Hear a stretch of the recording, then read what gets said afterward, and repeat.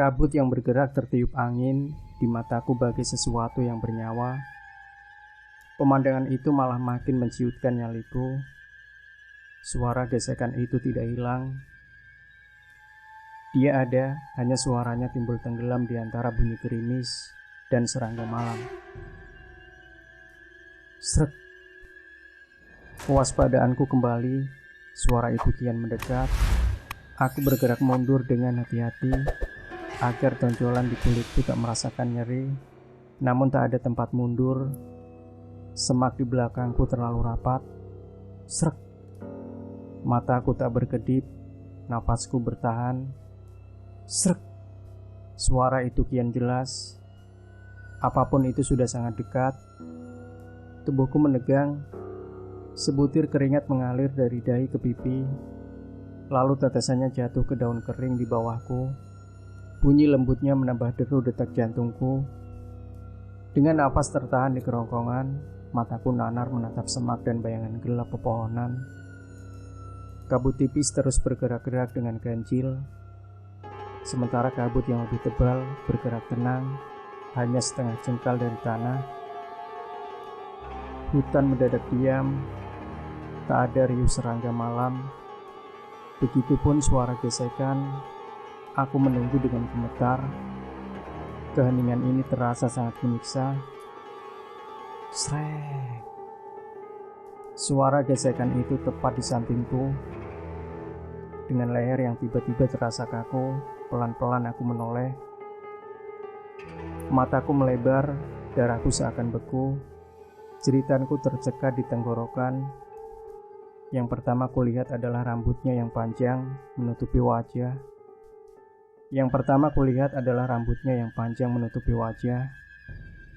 Nafas perempuan itu terdengar berat dan mengerikan. Dia berjalan merayap di tanah. Tak mampu bergerak, aku hanya terpaku kala rambut perempuan itu tersibak. Dengan gerakan yang terasa lambat, wajahnya menatap wajahku. Matanya melebar dan ekspresinya berubah. Lalu suara lengkingan teriakan memangkik dari mulutnya. Darahku membeku seketika. Ketegangan yang memuncak meledak. Tubuhku mati rasa. Wajahku tak mampu bergerak dari wajahnya yang ekspresinya kini berubah. Suara teriakannya mereda digantikan gelak tawa kegirangan. Aura ketegangan menghilang digantikan kebingungan. Mulutku terbuka lebar, mataku menatap tak percaya. Putri. Tawanya makin menjadi hingga terbatuk-batuk. Kenal lu. Dia membalas sambil terus tertawa. Saat akhirnya mampu menguasai diri lagi, barulah mataku mampu melihat dengan jelas. Di depanku Putri sedang terpingkal-pingkal dengan menyebalkan. Ciancok, anak setan. Lu mau bikin gue mati jantungan? Semburku meluapkan kekesalan. Aha, sorry kak, gue gak tahan ingin kasih kejutan. Putri terus saja tertawa kegirangan. Aku, Putri, dan kami semua adalah teman sejak kecil. Kami kenal orang tua masing-masing. Sejak dulu keisengan anak ini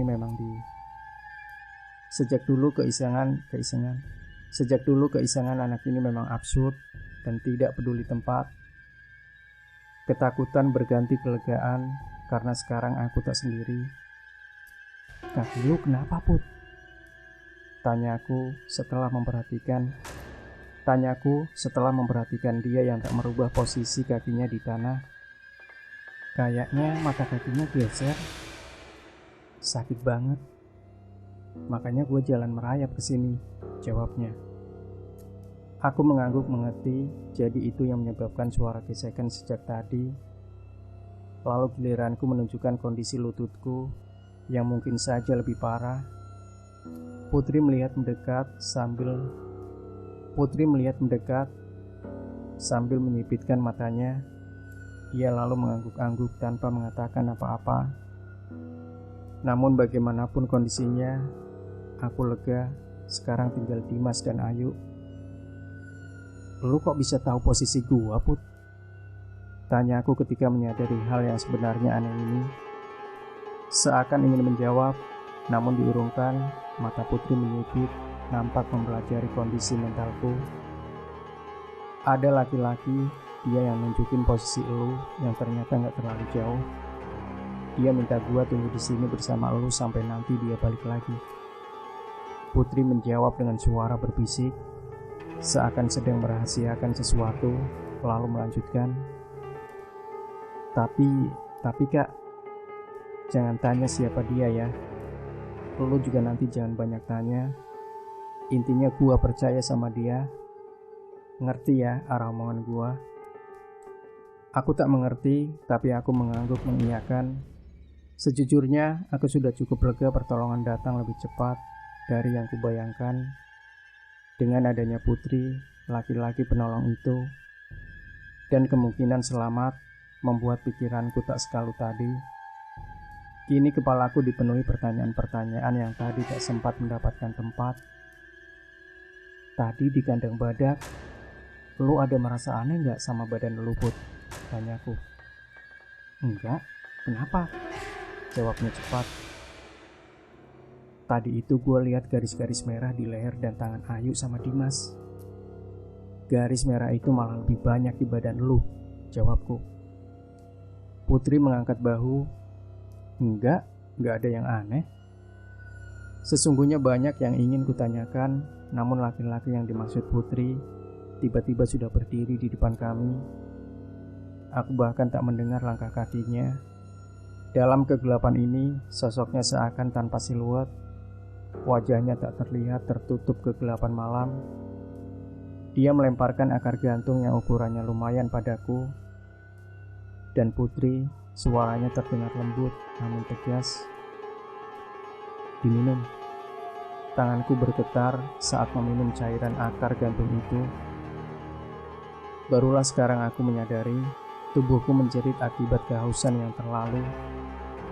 Energiku seakan kembali ketika air segar itu membasahi kerongkonganku. Berdiri, ikut aku.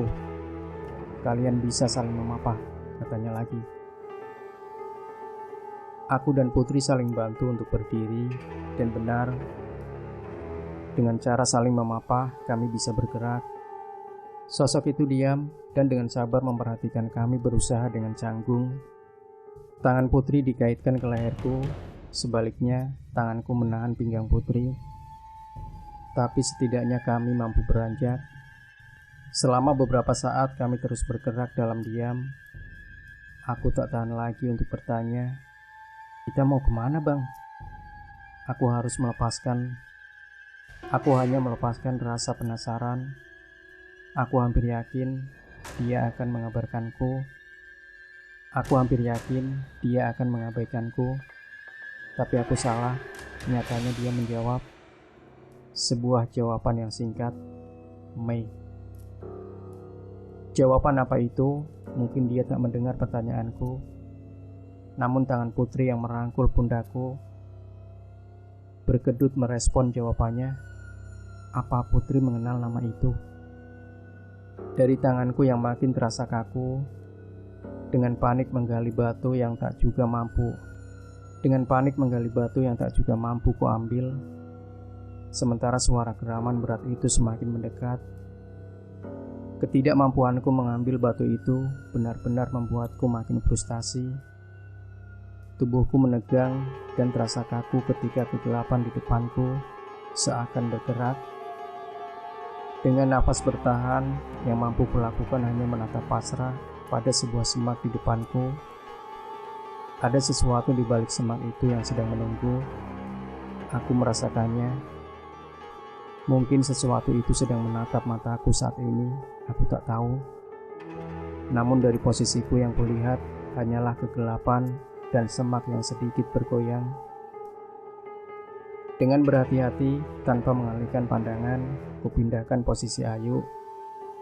Dia sudah berhenti meracau, tapi gumaman-gumaman tak jelas kadang masih terdengar. Semak itu bergoyang lagi. Aku sudah berhenti berusaha mengorek batu itu. Aku tak ingin fokusku pecah. Entah apa yang ada di sana, yang jelas jika apapun itu akhirnya muncul, aku ingin dalam keadaan siap. Simak itu kembali bergoyang. Mulutku terasa kering, setetes keringat jatuh ke mataku. Kupaksa untuk tak berkedip. Nyeri di kakiku kembali berkedut. Dengan interval seirama detak jantungku. Tak kugubri semua itu. Aku membisikkan kata seakan doa. Jangan lengah, jangan lengah. Semak itu tersibak. Mataku terbelalak ketika sesuatu itu akhirnya muncul. Awalnya keterkejutanku ketika sepasang mata kuning besar muncul dan menatapku dengan dingin. Lalu tubuhku langsung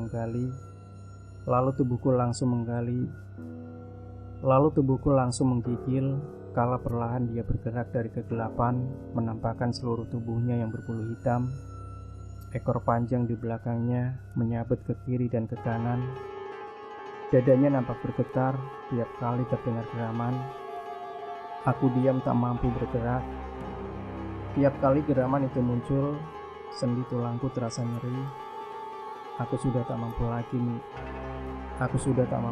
menelan ludah. Mulutku mendadak kering. Aku pasrah. Dalam keadaan sekarang, tak ada yang bisa kulakukan untuk melawan binatang besar ini. Mungkin inilah akhirku. Dia tak mendekat, namun gerak tubuhnya melihat tegang dan waspada. Aku bergidik ngeri, menunggu dia tiba-tiba bergerak mendadak dan mencabik dagingku. Bahkan dalam diamnya, aku sudah mampu merasakan taringnya yang menancap di tulangku. Kulirik Ayu yang kini terlihat tenang, kubetulkan rambutnya yang berantakan. Mohon maafkan aku. Kalimatku tak selesai, suara berdebum kencang terdengar dari tempat binatang itu berdiri.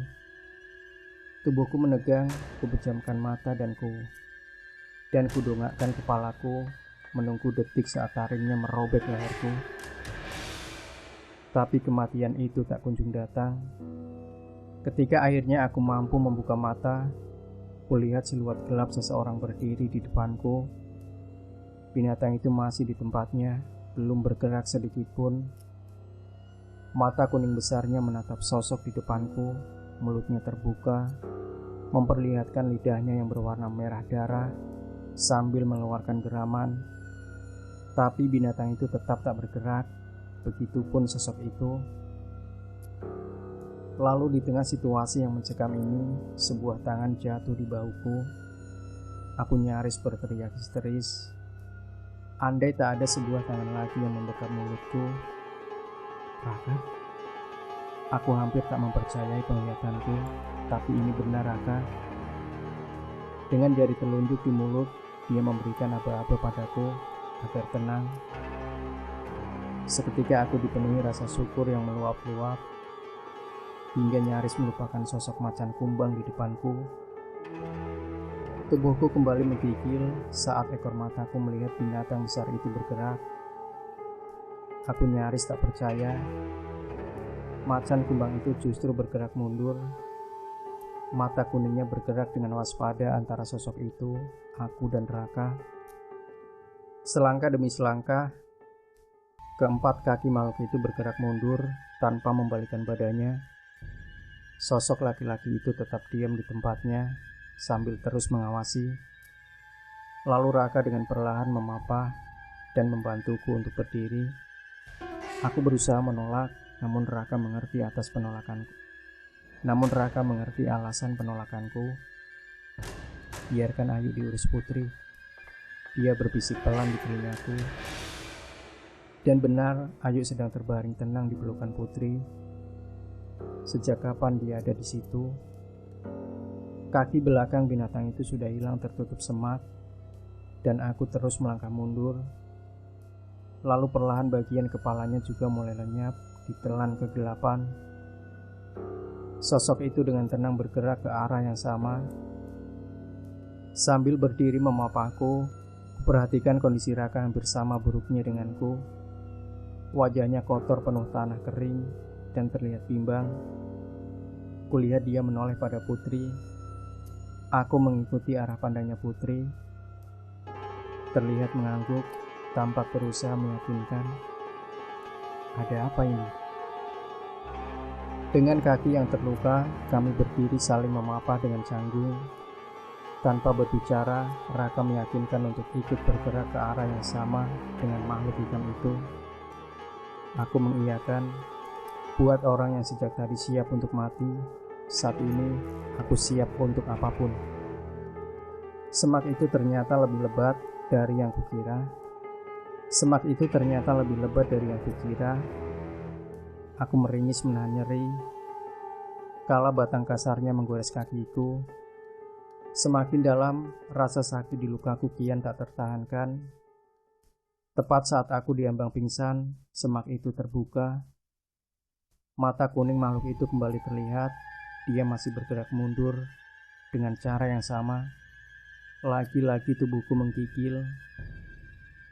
Aku tak akan pernah terbiasa. Namun sosok tadi tak terlihat dimanapun. Mataku bergerak mencari. Dia benar-benar hilang. Atau memang sejak awal itu hanya halusinasiku. Sekarang aku mulai mempertanyakan kewarasanku. Raka mengkonfirmasi kebingungan yang kurasakan karena dia juga tampak mencari. Semburat jingga terlihat di langit. Malam hampir berakhir. Entah berapa lama kami berjalan menembus banyak lapisan semak. Sekarang kami bukan lagi melangkah. Lebih tepatnya, kaki kami saling menyeret. Aku sendiri sudah hampir di batas ketahananku. Saat semak terakhir tersibak, mata kuning makhluk itu tak terlihat. Di depan kami, tertutup tumbuhan rambat, adalah sebuah celah yang nampak seperti gua. Lubang itu terlihat suram, gelap, dan tampak mengancam. Kali ini, baik aku atau Raka terdiam. Tak ada satupun dari kami yang berinisiatif untuk bergerak. Tanganku mencengkeram bahu Raka lebih kuat. Pandangan mataku mulai berkunang-kunang. Lalu cahaya matahari pertama menembus hutan. Pagi sudah datang. Kami menarik napas panjang hampir bersamaan. Namun tetap tak ada satupun dari kami yang ingin beranjak. Aku tahu, Raka pun tahu, ada maksudnya mengapa makhluk itu membawa kami ke sini. Gua itu pasti ada sesuatu di dalam sana. Tak ingin pingsan setelah hampir tiba di tujuan, aku memaksakan diri untuk melangkah. Gua itu tak sedalam seperti yang kukira, namun mulutnya yang kecil dan setengahnya tertutup semak membuat dasarnya terus diselimuti gelap. Terusik oleh firasatnya, dengan tenaga yang tersisa, Raka menarik paksa semak dari tumbuhan rambat. Nyatanya mereka sulit disingkirkan. Akar serabutnya menusuk jauh ke tanah. Ketika semak terakhir tercabut, bersamanya runtuh juga sebagian tanah di mulut gua itu, menyibak rahasia yang selama ini terpendam di sana. Kami saling tatap, baik aku maupun Raka sudah menduga apa yang akan kami temukan. Namun tetap saja apa yang kami lihat membuat kami terpana. Di dalam sana, bertumpukan tulang belulang dan tengkorak manusia. Yang tak kami duga sama sekali adalah jumlahnya. Kami tak hanya menemukan satu, melainkan 3. Aku melangkah dengan tenang, menikmati setiap sensasi rasa yang tumpang tindih. Tampaknya ini hari terakhirku gentayangan di lembah ini. Besok atau lusa, kami sudah kehilangan alasan untuk tetap di sini. Jalan hidup membawaku dan dia ke sudut terjauh di lembah ini. Dengan lembut kubelai rambutnya. Aku mengerti pengorbanannya. Tak ada jalan yang mudah untuk menemukan kami. Dia melakukan hal tadi dengan penuh perhitungan, namun tetap saja rasa sesal membebaninya. Sambil terus membelai rambutnya, dengan lembut berbisik di antara isak tangisnya. Terima kasih, Mei. Keempat korban sudah berhasil dievakuasi oleh volunteer Cibodas, dibantu unsur SAR lain. Saat ini, seluruh korban sudah ditangani oleh pihak Rumah Sakit Cimacan, Ganti. 86, laporan diterima dengan baik, Ganti. Laporan lengkap segera menyusul setelah kami mencari keterangan lebih terperinci dari pelapor pertama. Ganti. 86. Mohon konfirmasi kembali nama pelapor pertama. Ganti. Saudara Rio. Kondisi kami semua membaik dengan cepat, termasuk Ayu. Aku dengar dia pulih dengan cepat setelah dirujuk ke rumah sakit di Jakarta. Tampang Dimas dan Raka juga seperti tak mengalami apa-apa waktu aku berpamitan tadi. Raka bahkan sempat-sempatnya berteriak dengan nada lucu saat aku melambaikan tangan. Oi, Put, lain kali giliran lu yang gue prank. Gua masih dendam. Hahaha. Aku tertawa lepas mendengarnya. Aku tak akan lupa ekspresi paniknya malam itu. Di dalam mobil yang membawaku pulang, barulah aku merasa tenang dan bisa mengevaluasi pengalaman itu di dalam pikiran. Sesampainya di rumah nanti, ada dua hal yang perlu kubuktikan. Malam itu, dua hal tadi terus membebani pikiranku sekaligus membuatku merasa lebih tenang. Saat menyadarinya, aku langsung tahu aku pasti selamat.